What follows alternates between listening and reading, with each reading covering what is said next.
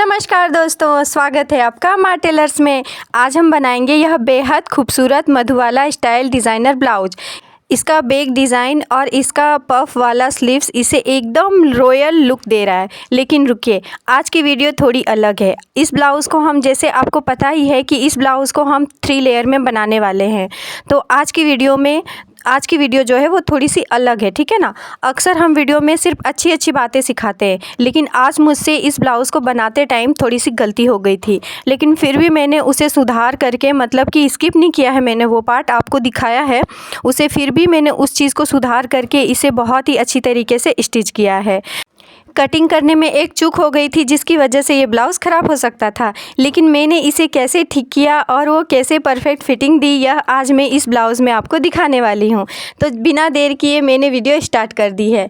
तो मैंने सबसे पहले क्या कर रही हूँ, जो मैंने जैसे आपको बताया था कि 3 लेयर का ये ब्लाउज़ है, तो सबसे मैंने देख लीजिए मेन फैब्रिक जो है हमारा, उसमें ये पतला वाला रेड कलर के नेट को जॉइंट कर देंगे। जैसे कि मैं आपकी जानकारी के लिए बता दूँ, ये हमारा बैक पार्ट है, ठीक है।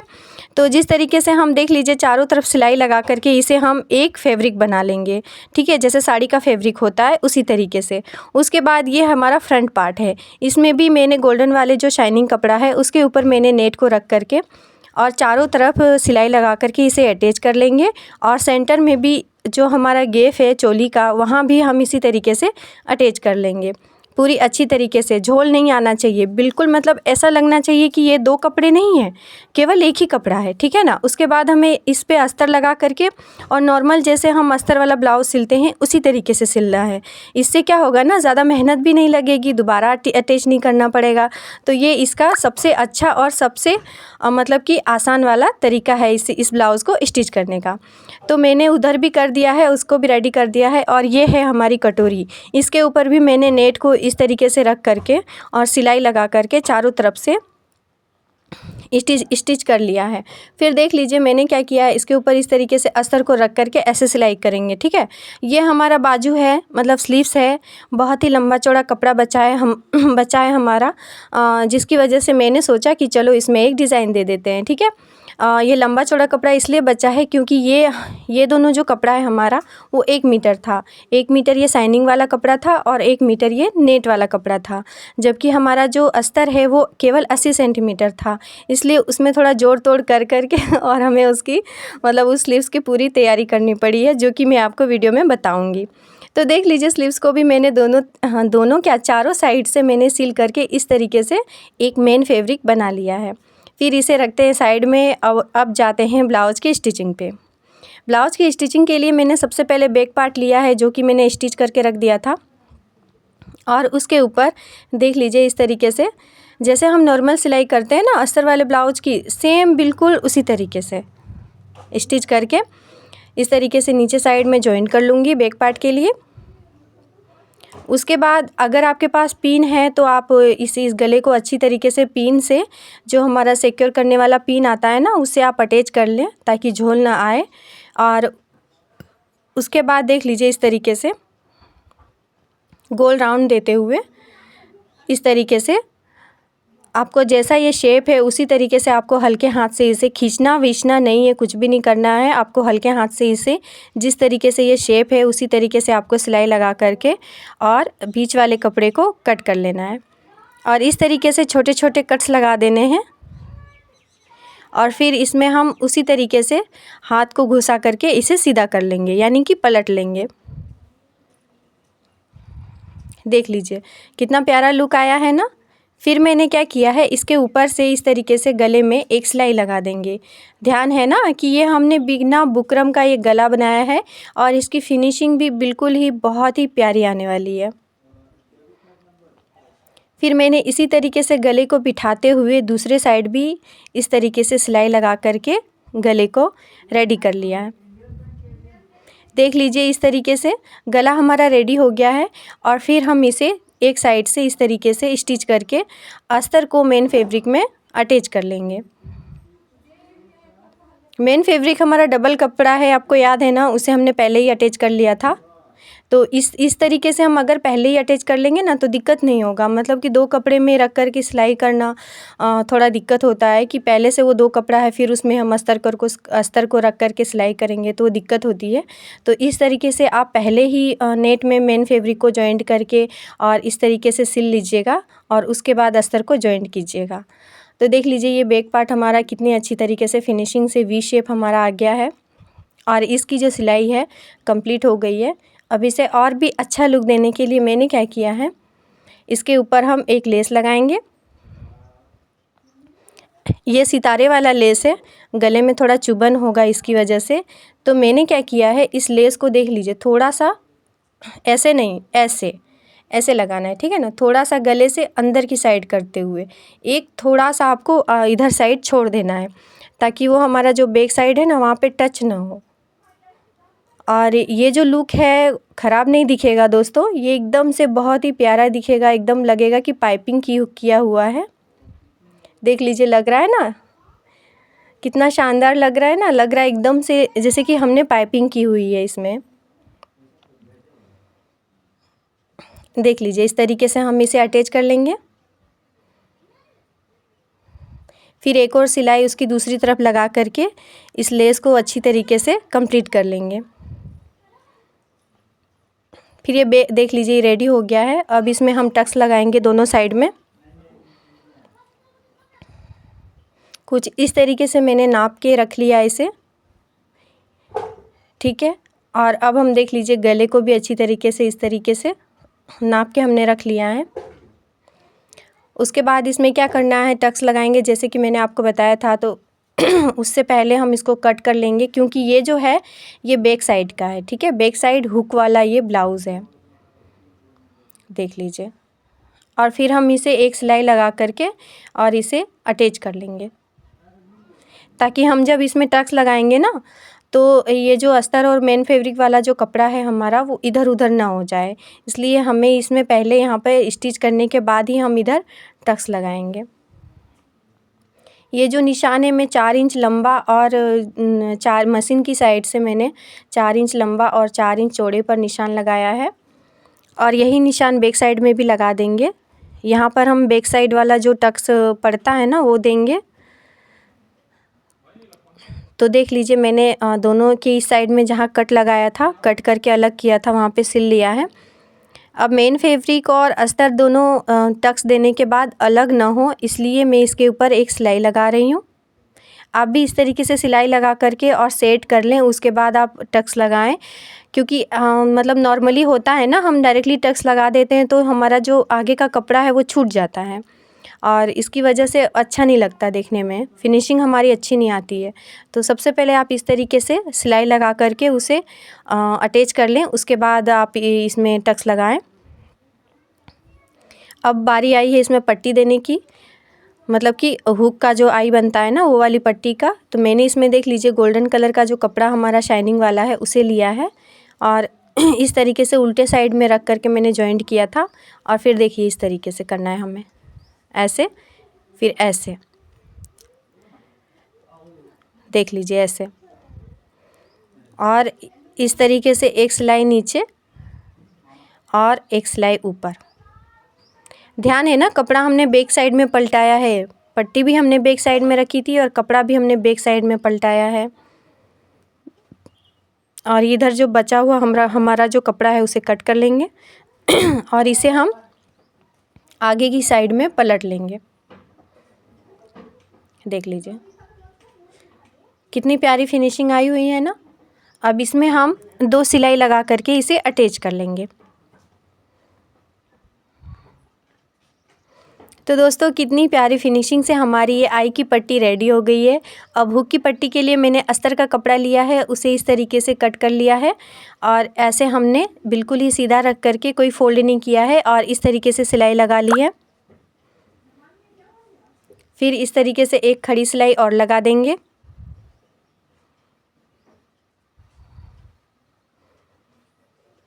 उसके बाद एक्स्ट्रा कपड़े को कट करके फिर इस तरीके से फोल्ड करके हम इसे अंदर की साइड पूरी तरीके से फोल्ड करके और सिलाई लगा करके हुक की पट्टी हमारी कंप्लीट हो गई है। तो ये बैक साइड हमारा देख लीजिए कंप्लीट हो गया है। अब बारी आई है इसके फ्रंट साइड की। अब ओ शिट, क्या हो गया? ये जो काम है ना, हमें कटिंग करने के टाइम ही कर लेना चाहिए था। दरअसल हुआ ऐसा ना कि कटिंग करते टाइम ही मुझे थोड़ा ध्यान देना था। मैंने क्या किया है, मतलब कि जितना हमारा कटोरी है उतना ही मैंने नीचे का रखा है, मतलब कि नीचे की बेल्ट पट्टी रखी है। जबकि होना ऐसा चाहिए था कि कटोरी में तो हम टक्स लगा देंगे, वो छोटा हो जाएगा, लेकिन ये हो जाएगा हमारा बड़ा। मिस्टेक हो गया, ये होता है, क्या बोलते हैं, अब कितनी भी सिलाई कर ले थोड़ी थोड़ी मिस्टेक तो कभी कभी किसी ब्लाउज़ में हो ही जाता है। फिर भी मैं इसको बिना स्किप किए बनाती जा रही हूँ। आपको इसको एक बेस्ट आइडिया बताने वाली हूँ इसे बिल्कुल अच्छी तरीके से अटैच करने का, और बहुत ही प्यारी फिनिशिंग आएगी, आपका ब्लाउज़ बिगड़ने वाला नहीं है।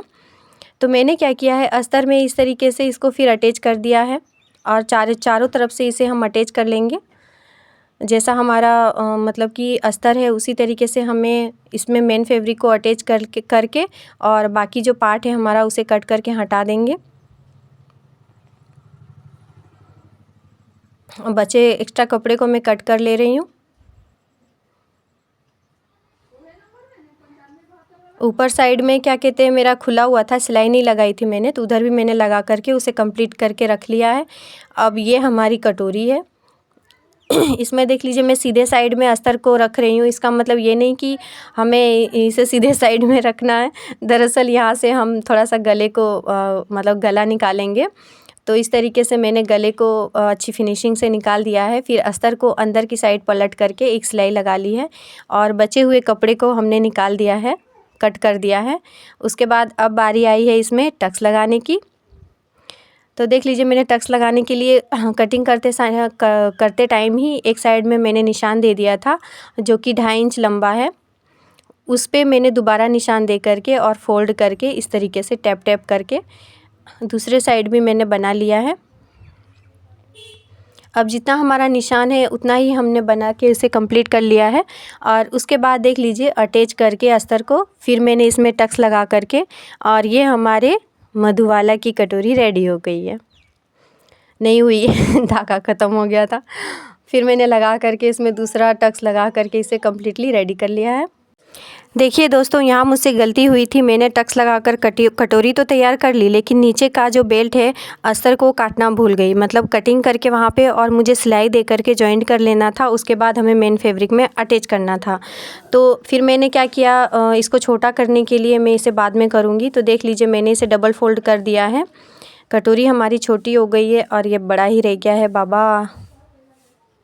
अब मैंने क्या किया, इसको इस तरीके से निशान दे दिया है, जितने मतलब कटोरी के साइज़ का मैंने इसमें निशान दे दिया है। जितना हमें इसे छोटा करना है वो अब मैं बाद में करूँगी। मतलब कि अब अस्तर अटैच तो हो गया है, तो अब मैं इसको कर रही हूँ। तो मैंने क्या किया, दोनों साइड मैंने 1-1 इंच जैसा निशान दे दिया है। मतलब जितना आपने कटोरी में टक्स लगाया था 1 से 1.5 इंच जैसा, उसी तरीके से हमें नीचे भी निशान दे देना है। यानी उतना ही छोटा करना है जितना कि हमने कटोरी में टक्स लगा करके कटोरी को छोटा किया। और इस तरीके से अटैच करके ऐसे सिलाई लगा करके मैंने इसे छोटा कर लिया है। और अब मैं इसमें क्या करूँगी, पहले गोल्डन कलर की पाइपिंग लगाऊंगी। देख लीजिए मैंने नाप के देख लिया, अब ये बिल्कुल बराबर है। अब मैं क्या करूँगी, इसमें गोल्डन कलर की पाइपिंग लगाऊंगी बहुत ही अच्छी तरीके से।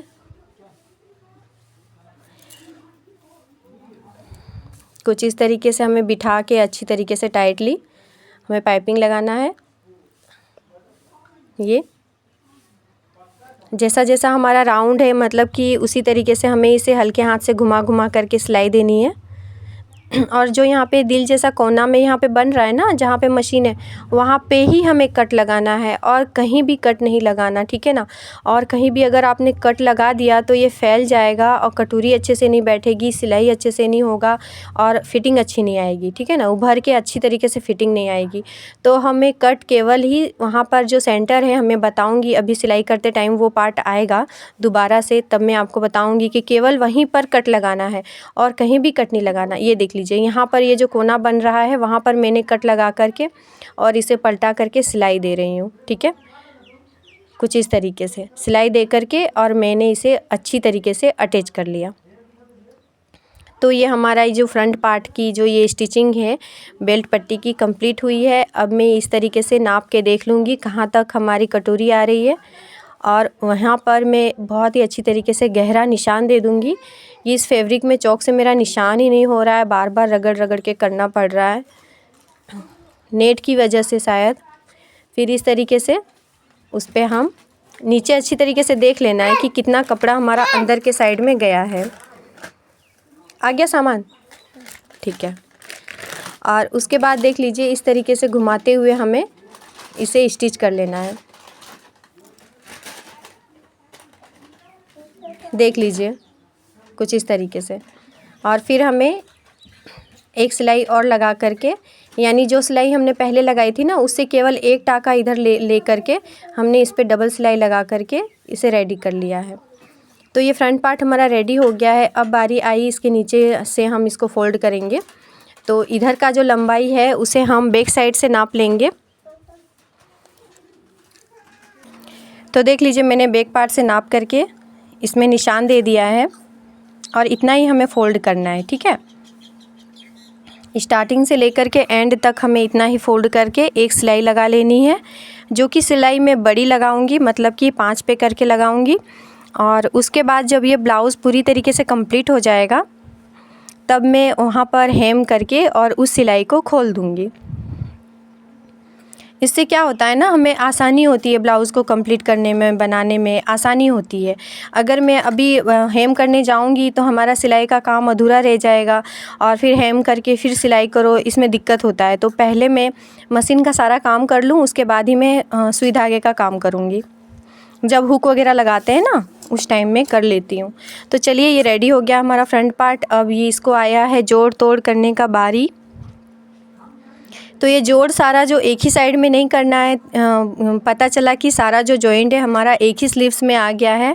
तो हमें क्या करना है, एक जॉइंट इधर करनी है और एक जॉइंट जो है उधर करनी है, मतलब दूसरे साइड में करनी है। तो देख लीजिए मैंने इस तरीके से कपड़े को रख दिया है आमने सामने आपको दिखाने के लिए। अब मैं इसको इंच टेप से माप करके आपको दिखा देती हूँ कि इसकी चौड़ाई कितनी है। देख लीजिए इसकी चौड़ाई हमारी टोटल 16 इंच है, जबकि 17-18 हमको 4 इंच और चाहिए, ठीक है ना। कितना चाहिए हमें, 4 इंच और चाहिए, मतलब 2 इंच इधर वाली स्लिप्स में और 2 इंच उधर वाली स्लिप्स में। तो हमें थोड़ा सा और जॉइंट करना पड़ेगा। तो जो कपड़ा था मैंने इस तरीके से जॉइंट करके और खड़ी सिलाई लगा ली है। अब दूसरा जो जॉइंट है हम दूसरी साइड करेंगे, वरना जो दोनों जॉइंट है वो एक ही स्लिप्स में आ जाएगा, और हमारी जॉइंट के अंदर के साइड में, मतलब स्लिप्स के अंदर के साइड में अच्छी फिनिशिंग नहीं आएगी। तो देख लीजिए मैंने दोनों साइड जॉइंट कर लिया है और आपको नाप के दिखा दिया है। वो टोटल हमारा 18 हो गया था।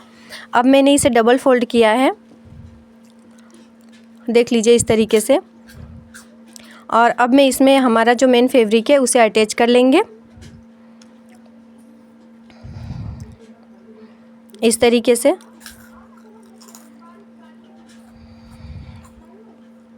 तो देख लीजिए मैंने अटैच कर लिया है। इधर से जो हमारा 2 से 3 इंच कपड़ा थोड़ा बड़ा था उसे मैंने कट करके हटा लिया है, और फिर मैंने इस पे देख लीजिए इस तरीके से खड़ी सिलाई लगा दी।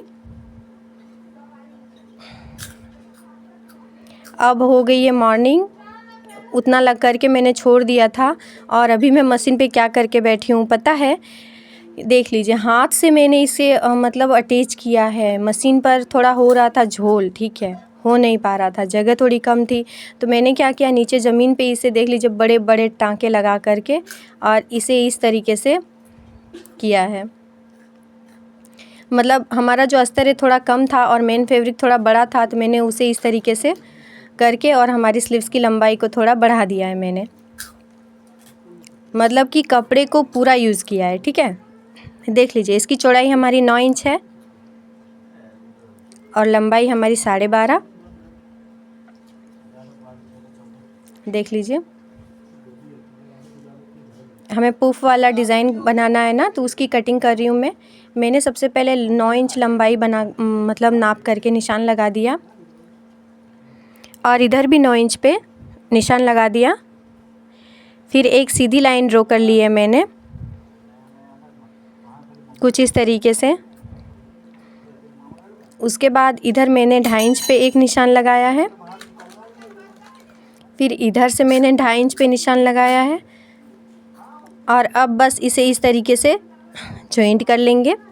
ये हमारी स्लीव्स की परफेक्टली 9 इंच के ब्लाउज का जो स्लीव्स का डिज़ाइन है, मतलब कि डिज़ाइन नहीं, 9 इंच के ब्लाउज का जो परफेक्टली हम कटिंग करेंगे वैसा मार्किंग मैंने कर लिया है।